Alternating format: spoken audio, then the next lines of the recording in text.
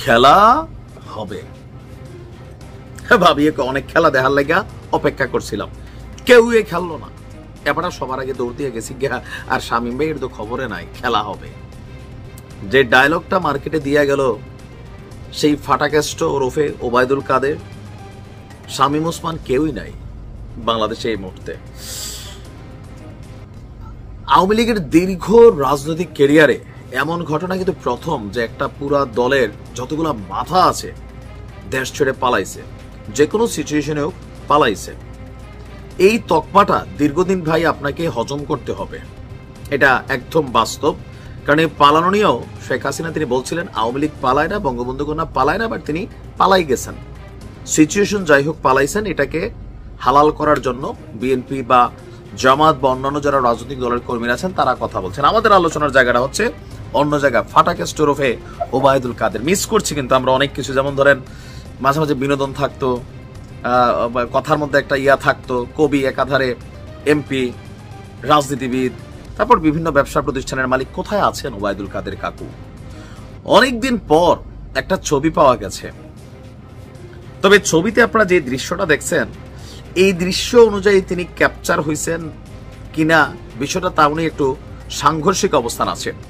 দীর্ঘ সময় পর ওবায়দুল কাদেরকে কলকাতার অ্যাপোলো হাসপাতাল, রাজার মতন চলাফেরা, ওই দেশেরও সর্বোচ্চ হাসপাতালে তিনি যান। আর ওবায়দুল কাদের আপনারা জানেন ক্ষমতায় থাকাকালীন সর্বশেষ পর্যায়ে হার্টের খুবই একটা বড় ধরনের অপারেশন হয়েছে, পরে সিঙ্গাপুর ছিল, মরেই যাবে মানুষ মনে করছিল, হয়তো বা এই দিন দেখার জন্য বাইচা আছে। তো যাই হোক, তিনি এই মুহূর্তে অসুস্থ, তার হার্টের চিকিৎসা করানো লাগে। আচ্ছা, বলা হচ্ছে যে তিনি কলকাতার অ্যাপোলো হাসপাতালে চিকিৎসা নিচ্ছেন এমন দাবি করেছেন একজন বাংলাদেশি। তবে বাঙালি গুজবের বাবা, কার কথার কতটুকু ভরসা, এই দেশের রাজনীতিবিদদের প্রতি ভরসা নাই আমার, সেখানে বাঙালি একজনের কথা। যাই হোক, যে ছবিটা দেখা গেছে এই ছবিটার সাথে একটু সাংঘর্ষিক ইস্যু আছে।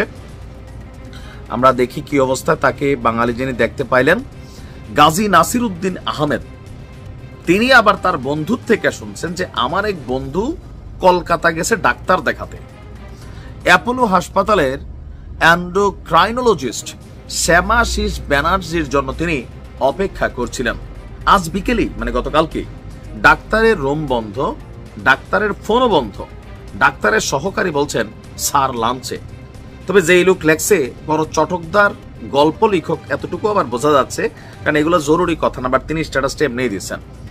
তারপর বলছেন ঘন্টার মতো অপেক্ষার পর রুমের কপাট খুললো। আসুন আমরা শব্দ শিখি, কপাট মানে কি লিখেন, আমি একটু পরে বলতেছি কপাট মানে কি। রুমের কপাট খুললো, আচ্ছা যাক বইলেই দেই, টুইস্ট হবে না, সেটা হচ্ছে দরজা। দরজা খুললো, আকাশি রঙের টি শার্ট এবং প্যান্ট পরা এক ভদ্রলোক বের হলেন। যে গেছে থেকে সাংবাদিক, জাসুস নাকি নর্মাল রুগী তাও সন্দেহ। লোকটাকে চিনে ফেরে ও যেই না বলছে ওবায়দুল কাদের না, আচ্ছা এই কারণে মাথায় রয়েছে।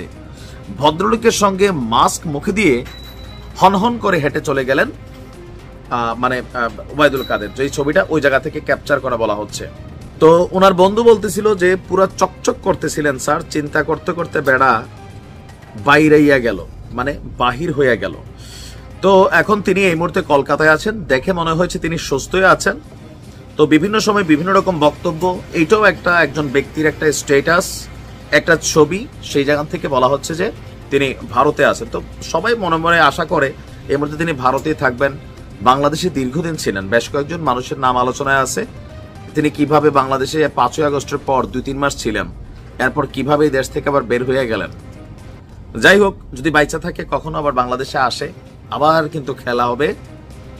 আর এই যে সময় নেয়া, তখন হয়তো ইতিহাস তৈরি হবে আবার, হ্যাঁ, অনেক আলোচনা হবে, নির্বাসনের গল্প আসবে, অনেক কিছু আসবে।